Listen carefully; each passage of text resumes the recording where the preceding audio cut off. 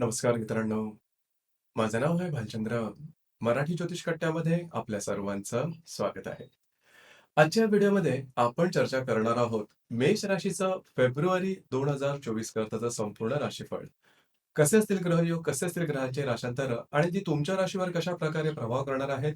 कोणते निर्णय तुम्हाला घ्यायचे आहेत, कोणते निर्णय तुम्हाला टाळायचे आहेत?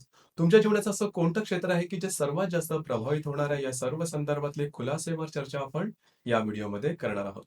आपलं जे चॅनल आहे मराठी ज्योतिष कट्टा, या चॅनलद्वारे मेष राशीपासून ते मीन राशीपर्यंत सर्व ज्या 12 राशी आहेत, या सर्व 12 राशींचं फेब्रुवारी 2024 करताचा राशीफळ का असेल, या संदर्भातले व्हिडिओ अपलोड होत आहेत. आपण त्याचा आनंद जरूर घ्या.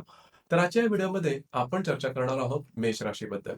सगळ्यात पहिल्यांदा मेष राशीबद्दल सांगायचं झालं तर तुमच्या राशीच्या भाग्यस्थानामध्ये आणि कर्मस्थाना म्हणजेच दशमस्थानामध्ये बरेचसे ग्रह या महिन्यात दिसत आहेत. याचाच अर्थ असा की गेल्या महिन्यापासूनच तुम्हाला साधारणतः येणाऱ्या कालावधीची चाहूल लागलेली असेल. बऱ्याचशा गोष्टी तुमच्या अपेक्षेप्रमाणे होत आहेत.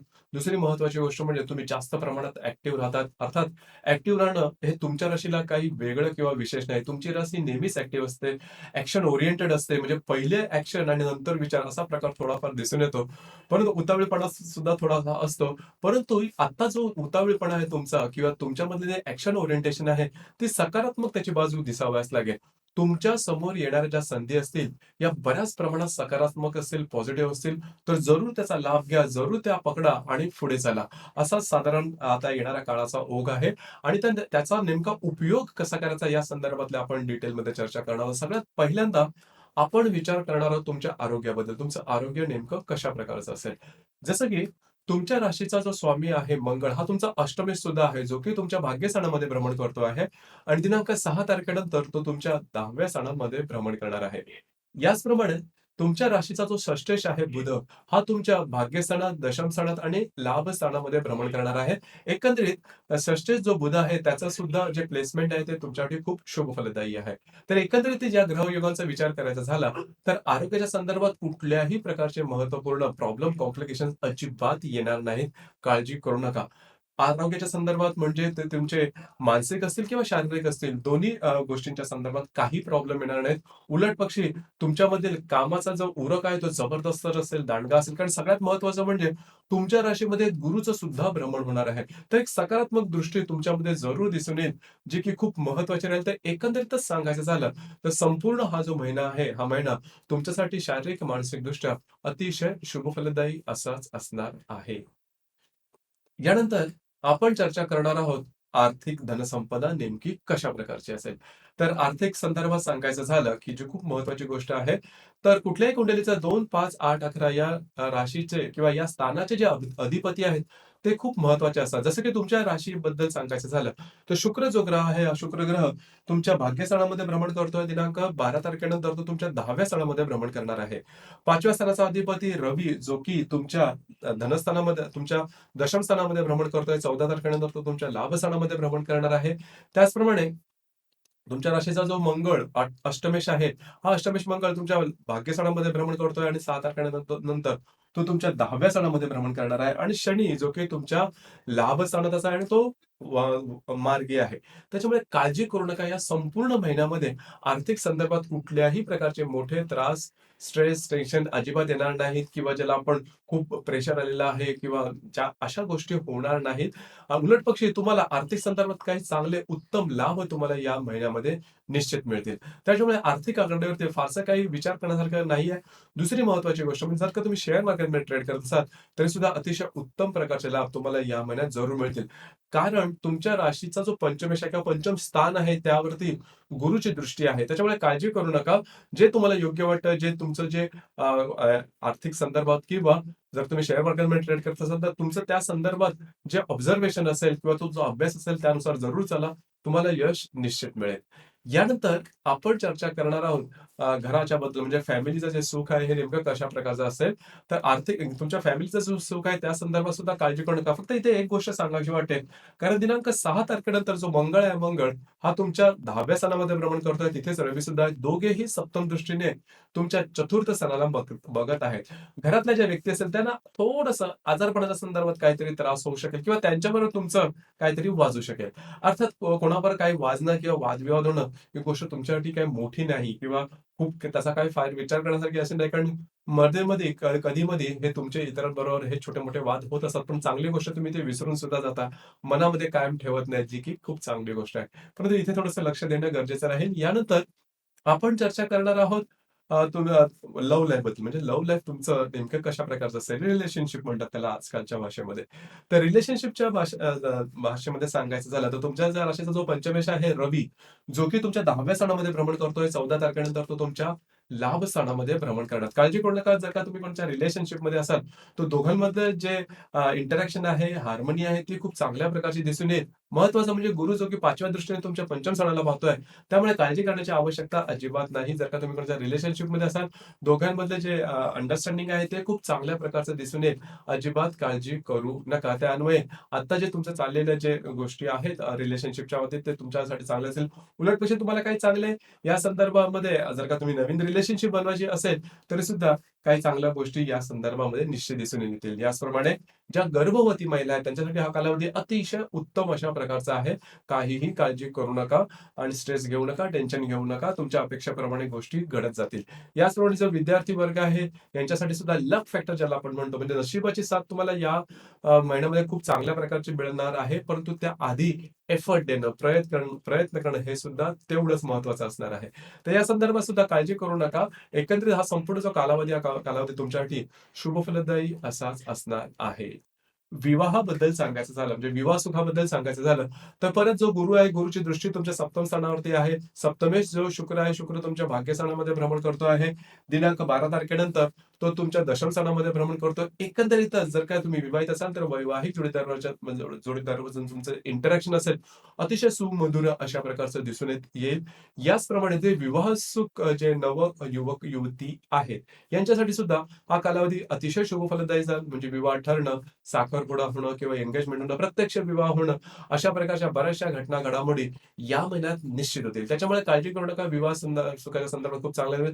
जर का तुम्ही विवाहित असाल, तर वैवाहिक जोडीदाराबरोबर कुठे बाहेर फिरायला जाण्याचा योग सुद्धा या दरम्यान संभवतो. तर एकंदरीतच सांगायचं झालं, तर हा जो संपूर्ण महिना, हा संपूर्ण महिना वैवाहिक जीवनाबद्दल सुद्धा अतिशय उत्तम अशा प्रकारचा असणार आहे. यानंतर आपण चर्चा करणार आहोत करिअरच्या संदर्भात. करिअरच्या बाबतीत हा महिना नेमका कशा प्रकारचा असेल?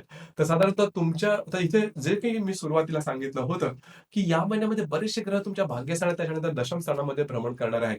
जसं की रवी, मंगळ, बुध, शुक्र हे सर्व ग्रह तुमच्या दशम स्थानामध्ये आहेत किंवा दशम स्थानातूनच पुढे जाणार आहेत. त्यामुळे तुमचं जे काही कर्म असेल, ते तुमचं काम करता प्रत्यक्ष, त्याच्या संदर्भातल्या बऱ्याचशा घडामोडी तुम्हाला जाणवतील. ज्या की शुभफलदायी असेल, कारण गुरु तुमच्या राशीमध्ये चाललेला आहे. त्याच्यामुळे कामाचा उरक तुमचा दांडगायला आणि सगळ्यात महत्त्वाचे म्हणजे सकारात्मक दृष्टी तुमची कामाच्या संदर्भात दिसून येते. तुमचं जे काही कार्यक्षेत्र असेल, त्या संदर्भातल्या महत्त्वपूर्ण घटना, घडामोडी तुम्हाला या महिन्यामध्ये निश्चित दिसतील. याचप्रमाणे तुम्हाला काही नवीन इन्व्हेस्टमेंटचे ऑप्शन समोर येतील. कामाच्या संदर्भातले नवीन ऑप्शन समोर समोर येतील, जे की तुमच्यासाठी खूप शुभफलदायी असेच असणार आहेत. जरूर जर का तुम्हाला एखादा ऑप्शन चांगला वाटत असेल, कार्यक्षेत्राच्या संदर्भात जरूर त्याच्या संदर्भात काम करा. म्हणजे भविष्यात ते तुमच्यासाठी शुभफलदायी असेच असणार आहे. त्याच्यामुळे काळजी करण्याची आवश्यकता नाही. एकंदरीतच सांगायचं झालं, तर हा जो संपूर्ण महिना, हा संपूर्ण महिना तुम्हाला बराचसा शुभफलदायी जाणार आहे. बऱ्याचशा ग्रहांची जी भ्रमण आहे, ती तुमच्या राशीकरता अतिशय उत्तम असणार आहे. तरी सुद्धा सर्व काही कधीही चांगलं नसतं. चंद्रावरती सुद्धा डाग असतात. या अर्थाने सर्व काही महिना प्रत्येक दिवस, प्रत्येक तास, क्षण तुम्हाला खूप चांगला जाईल असंही नाही. काही दिवस तुम्हाला थोडेफार त्रासाचे सुद्धा असतील आणि ते असायलाच हवेत. तर योगाद्वारे आपल्याला ते समजेल, की नेमकं ह्या महिन्यामध्ये जे ठराविक दिवस आहेत, या ठराविक दिवसामध्ये तुम्हाला त्याचा अनुभव नेमका कशा प्रकारचा येणार आहे. जसं की दिनांक 2 तारखेला नेपच्यून आणि बुधाचा लाभ योग होणार आहे. नेपच्यून जो की तुमच्या व्यय स्थानामध्ये भ्रमण करतोय, जो बुध तुमच्या 10व्या स्थानामध्ये भ्रमण करतो आहे. दोघांचा लाभ योग होणार आहे. कार्यक्षेत्र संदर्भामध्ये कागदोपत्री व्यवहाराच्या संदर्भातले काही महत्त्वपूर्ण घडामोडी या दरम्यान होतील किंवा कागदोपत्री व्यवहार जर का तुम्हाला करायचे असेल, तर या दरम्यान निश्चित हाती घ्या. ते अगदी सहजपणे पूर्ण होताना दिसतील. याचप्रमाणे दिनांक 7 तारखेला मंगळ आणि नेपच्यूनचा सुद्धा लाभ योग होणार आहे आणि शुक्र आणि हर्षाचा त्रिकोण योग होणार आहे. मंगळ आणि नेपच्यूनचा लाभ योग जो की दिनांक 7 तारखेला होणार आहे, शुभफलदायी असेल.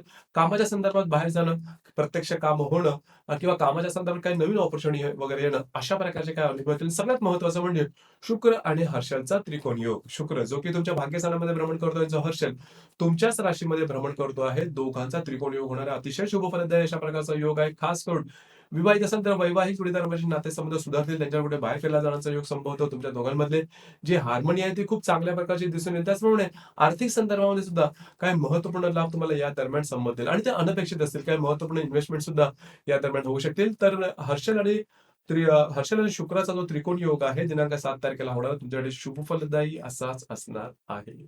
यानंतर दिनांक 8 तारखेला रवी आणि हर्षलचा केंद्रयोग सुद्धा होणार आहे. रवी जो की तुमच्या 10व्या स्थानामध्ये भ्रमण करतोय, जो हर्षल तुमच्याच राशीमध्ये भ्रमण करतोय, दोघांचा केंद्रयोग होणार आहे. सगळ्यात महत्वाचं म्हणजे ज्या ठिकाणी तुम्ही काम करता, नोकरी करता किंवा व्यवसाय करता त्या ठिकाणचे जे वरिष्ठ असतील त्यांच्याबरोबर छोट्या-मोठ्या गोष्टींमध्ये वादविवादाचे वगैरे प्रसंग निर्माण होतील. त्याच्यापासून थोडंसं लांब राहणं गरजेचं आहे. ही गोष्ट लक्षात घ्या. तुमच्या जे रास आहे त्याच्यासाठी वादविवाद होणं किंवा करणं काय फारशी मोठी गोष्ट नाहीये. कधी-कधी सहज गोष्टींवरून सुद्धा किंवा सहज चर्चेमधून सुद्धा वादविवादाचे प्रसंग उद्भवतात. थोडीशी काळजी घेणं गरजेचं राहील. याचप्रमाणे दिनांक 13 तारखेला नेपच्यून आणि शुक्राचा लाभ योग होणार आहे. शुक्र जो की तुमच्या 10व्या स्थानामध्ये भ्रमण करतोय, जो नेपच्यून तुमच्या व्यय स्थानामध्ये भ्रमण करतोय, दोघांचा लाभ योग होणार आहे. शुभफलदायी अशा प्रकारचा योग आहे. खास करून ज्या ठिकाणी तुम्ही काम करता, जे काही तुमचं कार्यक्षेत्र असेल, त्या ठिकाणच्या ज्या महिला कर्मचारी असतील किंवा सदस्य असेल, त्यांच्याबरोबरचं तुमचं इंटरॅक्शन खूप चांगल्या प्रकारचं दिसून येईल. काही गोष्टी तुमच्या अगदी सहजपणे त्यांच्याकडून केल्या जातील. याचप्रमाणे दिनांक 17 तारखेला हर्षल आणि बुधाचा केंद्रयोग होणार आहे. हर्षल जो की तुमच्याच राशीमध्ये भ्रमण करतोय, जो बुध तुमच्या 10व्या स्थानामध्ये भ्रमण करतोय, दोघांचा केंद्रयोग होणार आहे. कागदोपत्री व्यवहार तुमचं जे काही कार्यक्षेत्र असेल किंवा कॉन्फिडेन्शियल या दरम्यान स्पॉइल होण्याची शक्यता आहे. अलर्ट राहणं थोडंसं गरजेचं राहील. कोणाला काही कमिटमेंट, प्रॉमिसेस तुमच्या कार्यक्षेत्राच्या संदर्भात अजिबात केलं नाही. कारण तुमच्या राशीचा जो कॉन्फिडन्स आहे हा जबरदस्त असतो. तर कधी-कधी या कॉन्फिडन्स पायी कधी-कधी चुकीच्या गोष्टी कमिट केल्या जातात आणि नंतर पछतावा होतं. तर या गोष्टींपासून थोडंसं सावध राहा या दरम्यान दिनांक 17 तारखेच्या आसपास. त्याचप्रमाणे दिनांक 22 तारखेला मंगळ आणि शुक्राची युती होणार आहे.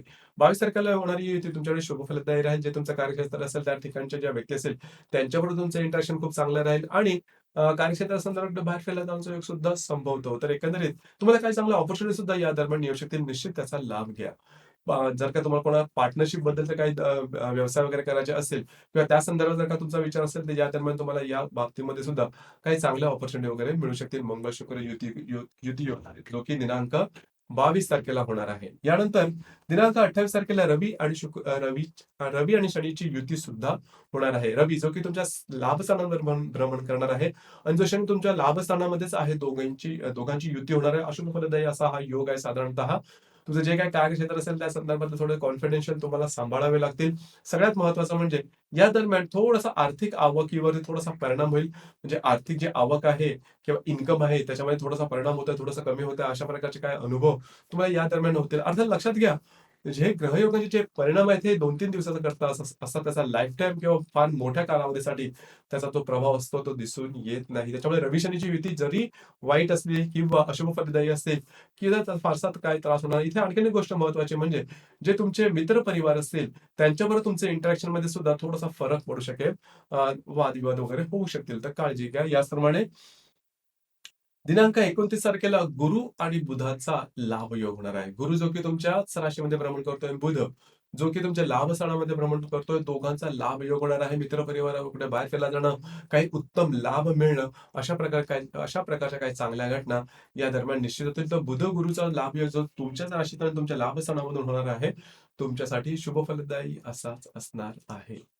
याचप्रमाणे दिनांक 9 तारखेला अमावास्या आहे, जे की तुमच्या 10व्या स्थानामध्ये भ्रमण करते 10व्या स्थानामध्ये होणार आहे. तर साधारण 8, 9, 10 या 3 दिवसामध्ये कार्यक्षेत्राच्या संदर्भात कुठलेही निर्णय डोळे झाकून घेऊ नका. कारण तुमची जी रास आहे, पटकन एखादी निर्णय घेऊन मोकळे त्यानंतर विचार करते. या दरम्यान थोडंसं फसले जा, थोडीशी काळजी घ्या. ही गोष्ट थोडी महत्वाची राहील. याचप्रमाणे दिनांक 24 तारखेला पौर्णिमा आहे. ही पौर्णिमा तुमच्यासाठी शुभफलदायी राहील. परंतु अमावास्या आणि पौर्णिमेच्या संदर्भात सांगायचं झालं तर थोडंसं रविचंद्राचं जे आकर्षण असतं पृथ्वीकडे जास्त असतं, त्याचा सरळ सरळ परिणाम आपल्या मानसिकतेवरती होतो आणि आपल्या जे इमोशन्स आहेत त्या थोड्याशा जास्त असतात. आपण ट्रस्टवरती थोडंसं जास्त छोट्या मोठ्या घटनावरून आपल्या मानसिक तोल ढळण्याची शक्यता असते. या दरम्यान म्हणजे अमावास्या आणि पौर्णिमा म्हणजे या महिन्याच्या साधारणतः 9 आणि 24 तारखेला कुठल्याही प्रकारचे महत्वपूर्ण निर्णय, कुणाला काही कमिटमेंट, प्रॉमिसेस किंवा इतरही कुठल्या क्षेत्राचे महत्वपूर्ण निर्णय घेऊ नका. तर मित्रांनो, हे होतं मेष राशीचं 2024 करताचं संपूर्ण राशीफळ. आपल्याला राशीफळ कसं वाटलं, आपण त्याचा अनुभव कशा प्रकारे घेतला नक्की कळवा. आणि आपलं हे जे चॅनल आहे मराठी ज्योतिष कट्टा हे सुद्धा लाईक, शेअर आणि सबस्क्राईब नक्की करा. धन्यवाद.